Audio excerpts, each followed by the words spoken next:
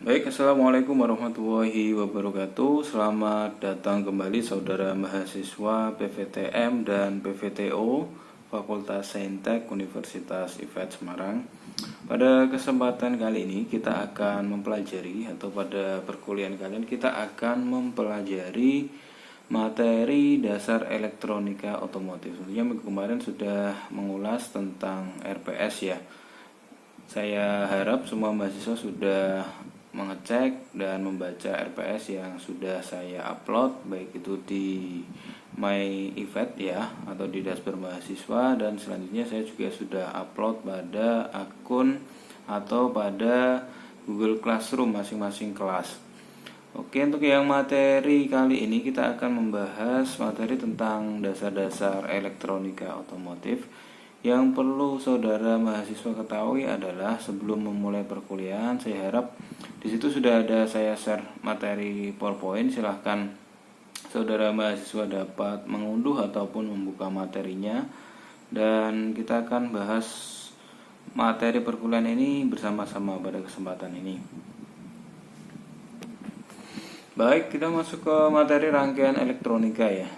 Di mana rangkaian elektronika adalah suatu rangkaian yang dibentuk dari berbagai macam komponen elektronika yang dirangkai sedemikian rupa sehingga membentuk sebuah rangkaian atau suatu sistem elektronika yang terpadu. Di mana fungsi dari rangkaian elektronika ini sangat vital bagi perkembangan atau bagi suatu sistem dalam sebuah kendaraan, baik itu sistem elektrikalnya ataupun sistem yang lainnya, baik pengaturan bahan bakar seperti electronic fuel injection ataupun penggunaan bahan bakar lainnya seperti common rail, sistem ABS dan lain sebagainya. Jadi sistem elektronika itu sangat vital atau sangat penting dalam sebuah kendaraan, baik itu kendaraan konvensional ya, yang saya maksud konvensional itu kendaraan yang belum menerapkan teknologi terkini seperti EV dan lain sebagainya. Oke, di sini untuk rangkaian elektronika ada beberapa part ya, atau beberapa komponen. Yang pertama ada komponen pasif, terus yang kedua ada komponen aktif.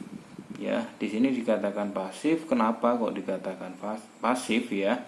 Di sini komponen pasif merupakan komponen elektronika yang tidak dapat menghasilkan energi listrik atau mengubah bentuk gelombang pada energi listrik, sebagai contoh perubahan fasa atau pembalikan fasa, penguatan dan lain-lain. Nah, untuk komponen pasif ini ada beberapa komponen ya, ada sekitar 3 komponen. Yang pertama ada resistor atau tahanan atau hambatan. Terus yang kedua ada kapasitor atau kondensator. Terus yang ketiga ada di sini ada induktor.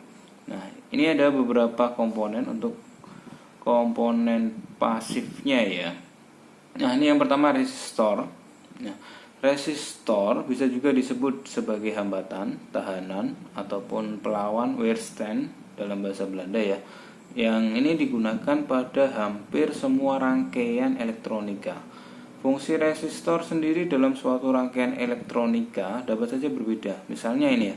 Misalnya sebagai penghambat arus listrik atau memperkecil arus listrik, dan atau sebagai pembagi tegangan dan lain sebagainya. Nih, resistor terbuat dari berbagai bahan, antara lain dari batu ya, atau istilahnya di sini ada resistor batu, terus yang kedua ada resistor dari bahan karbon, terus dari bahan keramik juga ada. Nah, di sini resistor itu biasanya disingkat dengan huruf R atau satuan yang dipakai untuk menentukan besar kecilnya nilai suatu resistor adalah, kita sebut aja simbolnya ohm ya, OHM, atau dengan huruf Yunani seperti tapal kuda atau omega. Nah, di sini untuk nilai resistor yang besar biasanya dipakai dengan kilo ohm atau mega ohm, di mana 1 kilo ohm sama dengan 1000 ohm dan 1 mega ohm sama dengan 1 juta ohm. Ya, secara umum resistor ini dibagi menjadi 2, yaitu resistor tetap atau fixed resistor dan variable resistor. Untuk fixed resistor merupakan resistor yang memiliki nilai resisten tetap atau tidak berubah-ubah. Resistor variabel atau resistor tidak tetap adalah resistor yang nilai resistensinya dapat diubah-ubah sesuai dengan kebutuhan atau keperluan.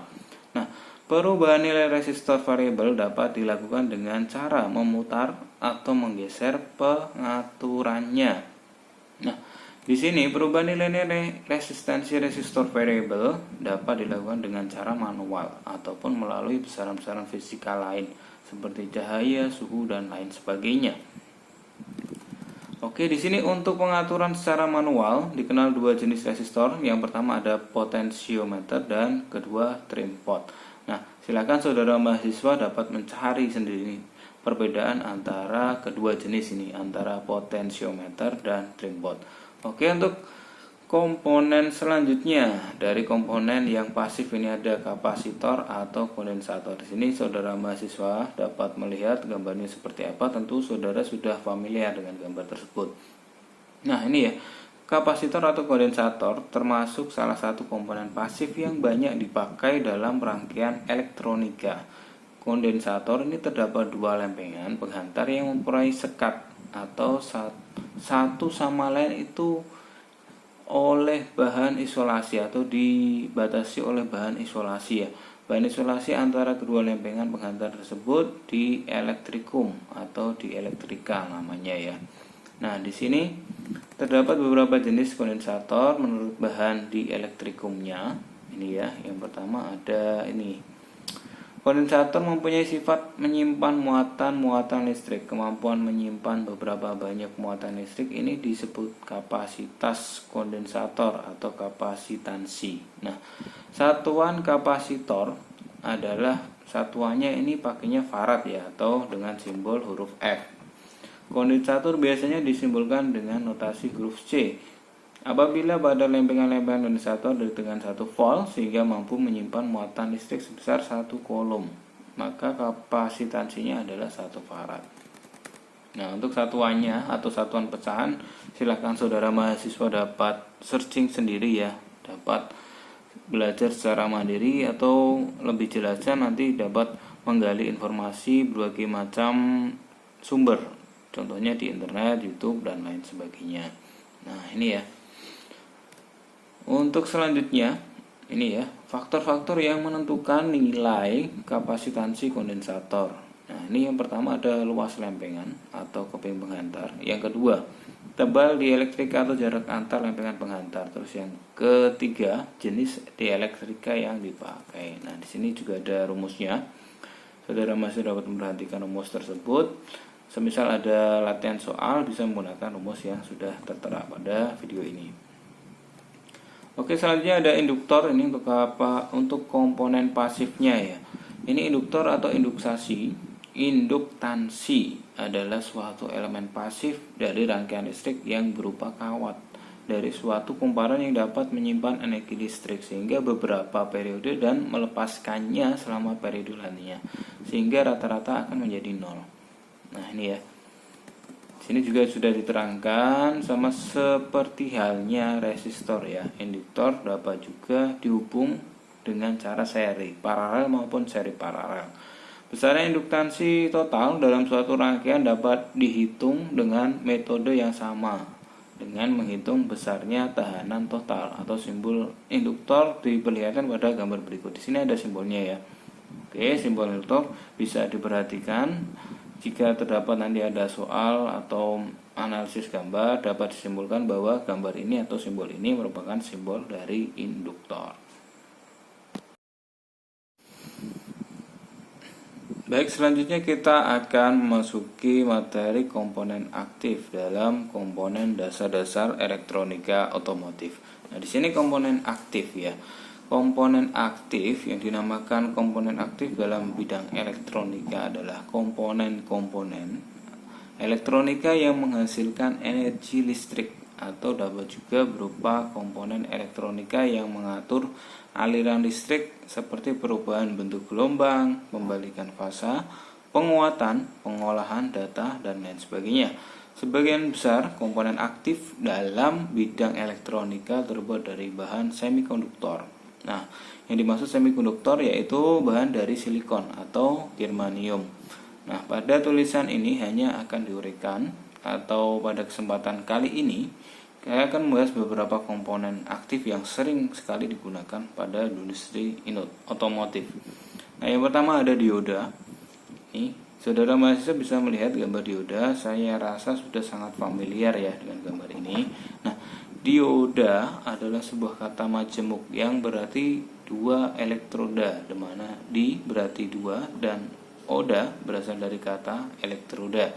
Jadi dioda adalah komponen semikonduktor yang terdiri dari dua elektroda, anoda dan katoda.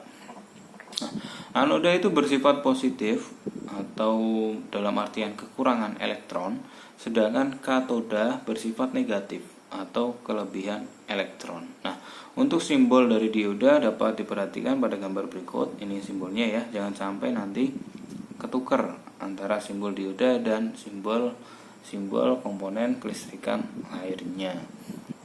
Oke, terus yang kedua ada transistor. Nah, ini yang salah satu ciri khas dari transistor, dia mempunyai kaki yang panjang seperti ini. Nah, nama transistor itu berasal dari kata transfer dan resistor. Sama halnya dengan komponen semikonduktor lainnya, transistor juga dapat ini ya. Transistor juga dibuat dari bahan germanium dan silikon.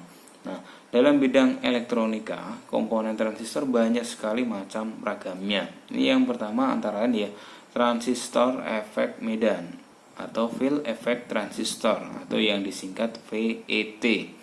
Terus ada uni junction transistor atau yang sering disingkat UJT. Ya, terus ada metal oxide semiconductor field effect transistor. Terus ada bipolar junction transistor dan masih banyak lagi ya macam-macam atau jenis dari transistor.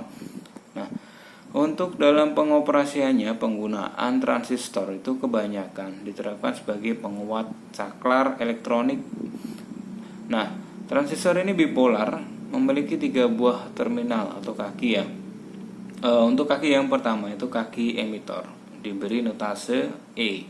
Terus yang kedua, kaki basis diberi notasi B. Terus yang ketiga, kaki kolektor diberi notasi K atau C.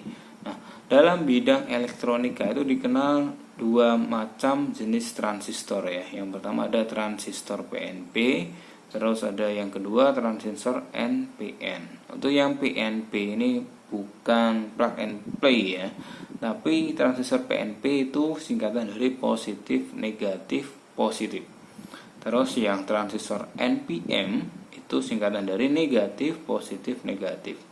Nah, untuk simbol dari transistor dapat diperhatikan di sini. Gambar A merupakan simbol transistor NPN dan gambar B merupakan simbol transistor PNP. Ya, ini yang A itu transistor simbol NPN, terus yang gambar B itu merupakan simbol dari transistor PNP. Oke, saya kira untuk materi perkuliahan pada hari ini saya cukupkan sekian untuk dasar-dasar elektronika otomotif.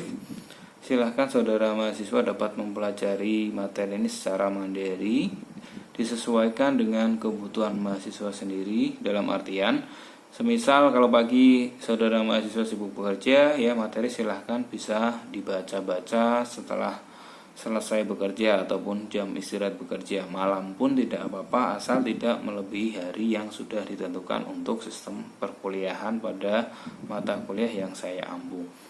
Jika terdapat pertanyaan silakan langsung dicantumkan pada kolom komentar pada classroom ya yang sudah disediakan. Untuk kolom diskusi silakan Komting bisa aktif mengajak teman-teman mahasiswanya saling mengutarakan pendapat atau diskusinya terkait penyampaian perkuliahan pada mata kuliah yang saya ampu. Demikian, terima kasih banyak. Semoga selalu diberikan kesehatan, kemudahan dalam menuntut ilmu, dan diberikan tentunya ilmu yang bermanfaat. Demikian dari saya, terima kasih banyak. Assalamualaikum warahmatullahi wabarakatuh.